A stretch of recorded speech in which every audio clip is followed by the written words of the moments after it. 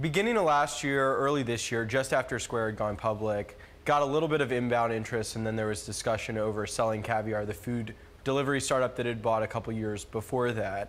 Nothing came together. 100 million, a little more, maybe about 100 million was the price that was discussed.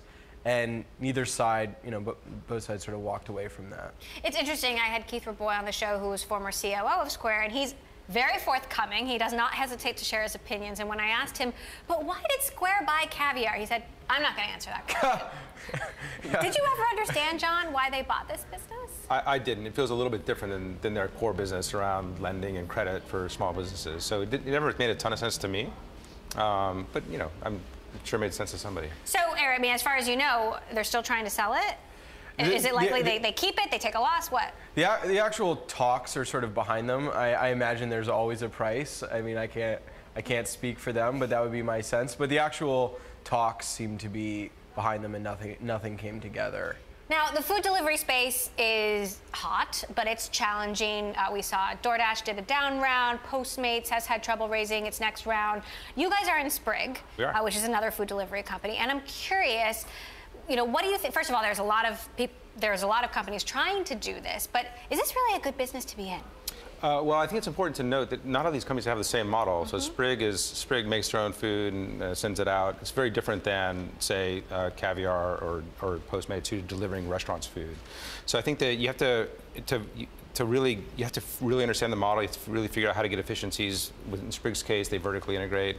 But do the economics work? Can the economics work in any of these businesses? Well, we think so. We think so. Otherwise, we wouldn't have invested in Sprig, obviously. And so we feel fairly comfortable about that. And they do thousands of meals in San Francisco, and we feel pretty good about Sprig. I think every business is a little bit different, though, and the details matter and the model matters. So what are some of these companies perhaps doing wrong? Well, you think we'll see like the vast majority not survive and a couple rise to the top? I mean. Yeah, I don't know. I think it's hard to tell. I think it kind of depends on how consumer demand kind of moves over time. I'm not a food delivery expert. I'm a food consumption expert, but I'm not much of a delivery expert. I like consuming food as well, Eric.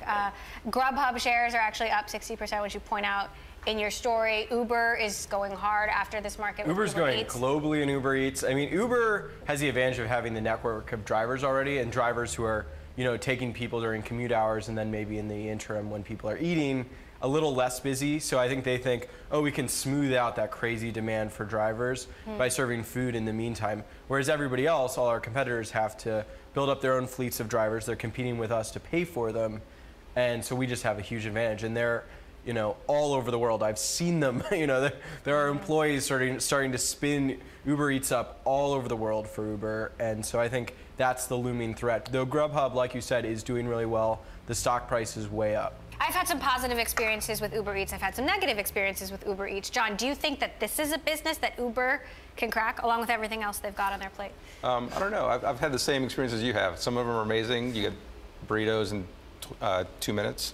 Some of them not so good when they don't convert. So I think the quality of the experience, like product quality, always matters. Like, can they get the right product in the right time for the right price? And it's a hard mix. We'll see.